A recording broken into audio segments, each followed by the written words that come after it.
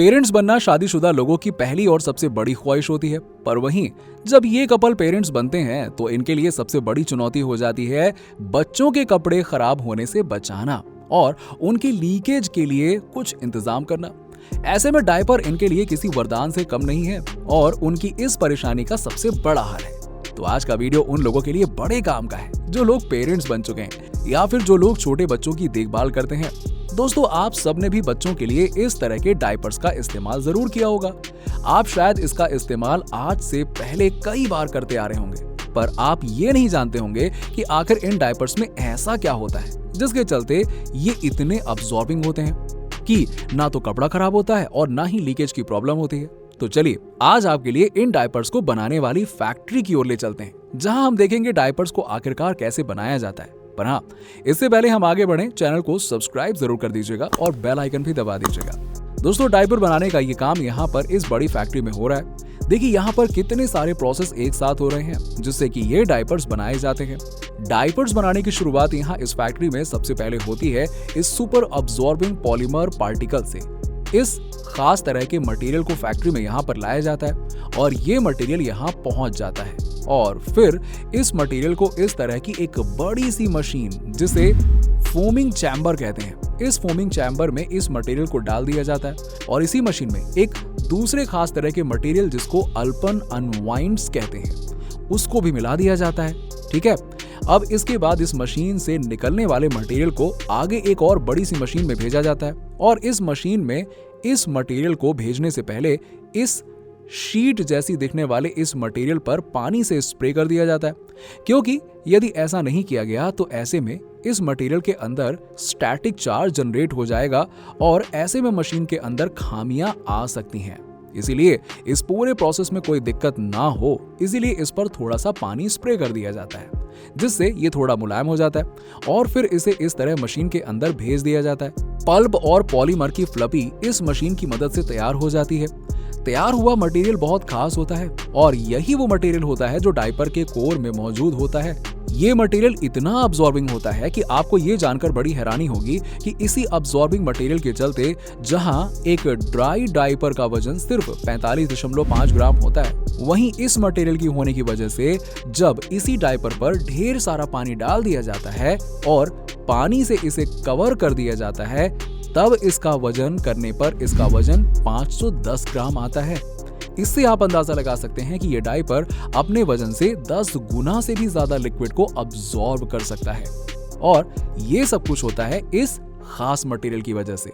फिलहाल अभी फैक्ट्री में ये मटेरियल बनकर तैयार हो चुका है। ये काम हो जाने के बाद अब बारी आती है अगले प्रोसेस की। इस सुपर मटेरियल को यहां तैयार करने के बाद इसे अगले प्रोसेस के लिए इस बड़ी सी वैक्यूम मशीन में भेजा जाता है, जहां पर इस मशीन की मदद से इस मटेरियल को एक खास तरह का स्पेसिफिक शेप दिया जाता है। ये मशीन इसे इस तरह से एक खास शेप में ला देती है।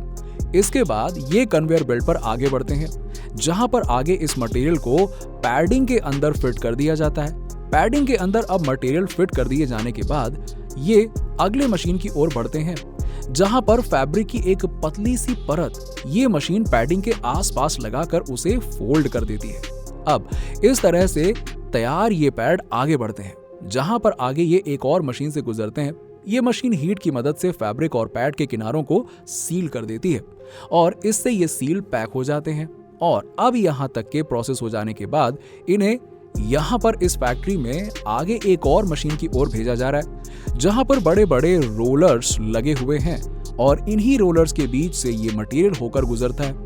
अब इस मटेरियल को इन रोलर के बीच से मशीन में से इसलिए गुजारा जाता है क्योंकि इससे ये कंप्रेस होकर इतने पतले हो जाते हैं कि आसानी से बच्चों को पहनाने में ये फिट हो जाते हैं। अब यहाँ पर इस मशीन से गुजरने के बाद इनका साइज पतला हो जाता है, ये पतले और फ्लैट हो जाते हैं। अब यहाँ इस मशीन से इन पैडिंग्स के निकलने के बाद इन्हें आगे एक दूसरी मशीन में भेजा जाता है, जो कि इस तरह की कटिंग मशीन होती है। ये कटिंग मशीन डायपर के इन कोर्स को इंडिविजुअल काटने का काम करती है। अब यहाँ ये कोर्स कटकर अलग अलग हो जाते हैं और अब इन्हें आगे इस तरह से भेजा जाता है। अब जब तक कि ये कोर्स आगे इस तरह कन्वेयर बेल्ट पर बढ़ रहे हैं, तब तक एक दूसरी मशीन में यहाँ फैक्ट्री में इस तरह की एक पतली प्लास्टिक शीट को इस मशीन की मदद से इसमें फैब्रिक की एक परत को इस तरह से जोड़ दिया जाता है। मशीन के नोजल से एक ग्लू स्प्रे होता है जिसकी मदद से ये दोनों परतें आपस में जुड़ जाती हैं और इस तरह से डायपर के बैक वाला हिस्सा और बाहरी परत तैयार हो जाती है और जिसके अंदर पहले से बने हुए कोर्स को जोड़ा जाएगा।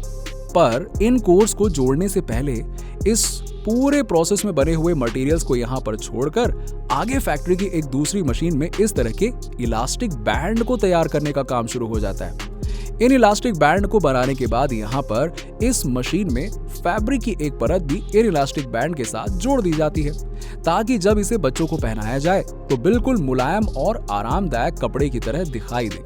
ये डायपर का टॉप वाला हिस्सा है जिसकी मदद से डायपर कंफर्टेबली बच्चा काफी देर तक पहने रहता है और उसमें ये अच्छे से फिट भी हो जाता है। अब यहाँ पर इस फैक्ट्री में डायपर के टॉप का हिस्सा तो बन चुका है और बैक साइड का हिस्सा तो पहले से ही बनकर तैयार हो चुका है। तो अब इन सब हिस्सों को आगे असेंबली लाइन की ओर भेजा जाएगा जहां पर सबसे पहले बैक साइड के हिस्से में डायपर के कोर को जोड़ दिया जाता है। ये कोर वाला हिस्सा वो हिस्सा है जो लिक्विड को अब्सॉर्ब करने की क्षमता रखता है और इसे बनाते वक्त इस बात का खास ध्यान रखा गया है कि जब भी इस पर कोई लिक्विड गिरे या फिर ये लिक्विड के कांटेक्ट में आए तो ऐसे में ये सॉलिड पॉलीमर पार्टिकल्स जेल में तब्दील हो जाए। जेल में बदल जाने की वजह से इसमें से लिक्विड लीक नहीं होता है और इससे बच्चे को नमी महसूस नहीं होती है। अब यहाँ पर इस असेंबली लाइन में डायपर के बाकी के हिस्सों को भी जोड़ दिया जाता है, जैसे कि डायपर के टॉप वाला हिस्सा, ऐसी इलास्टिक वाले हिस्से को भी यहाँ पर जोड़ दिया जाता है और असेंबली लाइन में सभी हिस्सों को जोड़ देने के बाद एक खास तरह के प्लेटफॉर्म से इन्हें आगे भेजा जाता है और इस प्लेटफॉर्म के रास्ते में एक कंप्यूटराइज्ड मशीन भी लगी होती है जो सब कुछ चेक करती रहती है कि सारा प्रोसेस ठीक से हो रहा है या फिर नहीं और इन डायपर्स को स्कैन करके देखती भी रहती है कि किसी डायपर में कोई गड़बड़ी ना हो। ये डायपर एक प्लेटफॉर्म पर पहुंचते हैं जहां पर इनके किनारों को फोल्ड कर दिया जाता है। दोस्तों ये वो किनारे होते हैं जिनको बच्चों को पहनाते वक्त आपस में चिपका दिया जाता है और अच्छे से चिपका दिया जाता है जिसकी वजह से ये बच्चों के बॉडी में अच्छे से फिट हो जाए। इन किनारों को फोल्ड करने के बाद ये मशीन इन्हें आगे भेज देती है जहां पर एक बार फिर से इन डायपर्स को इंडिविजुअली काटा जाता है और यहाँ इस मशीन से निकलने वाले डायपर्स को एक फोल्डिंग मशीन की ओर भेजा जाता है। ये मशीन इन डायपर्स को फोल्ड करने और कंप्रेस करने का काम करती है। डायपर्स को अच्छे से फोल्ड करने और कंप्रेस करने के बाद ये डायपर्स आगे बढ़ा दिए जाते हैं प्रोडक्शन लाइन की ओर। प्रोडक्शन लाइन में इस तरह के कन्वेयर बेल्ट पर तैयार हुए डायपर्स जो इस वक्त आते हुए दिख रहे हैं, फाइनली डायपर्स को अब आगे पैकेजिंग एरिया की ओर भेजा जाएगा। यहाँ पर इस मशीन में खास तरह की मशीनी फिंगर लगी होती है, जी हाँ, जो इन डायपर्स को अलग अलग रखते हुए इन्हें आगे बढ़ाती है और फिर यहाँ पैकेजिंग यूनिट की इस मशीन के पास आते ही इन्हें सबसे पहले काउंट करके इस तरह से ये मशीन कंप्रेस करके एक छोटे से आकार में बनाकर प्लास्टिक के इन बैग्स के अंदर भरने के लिए आगे भेज देती है। सिंपल। अब यहाँ पर एक वैक्यूम आर्म इन प्लास्टिक के बैग्स को ठीक से उठाती है और इसके अंदर इस तरह से तय क्वांटिटी के हिसाब से इन डायपर्स को ऐसे बैग के अंदर भर दिया जाता है। आगे दूसरी मशीन इसे सील पैक करके कन्वेयर बेल्ट पर आगे बढ़ा देती है।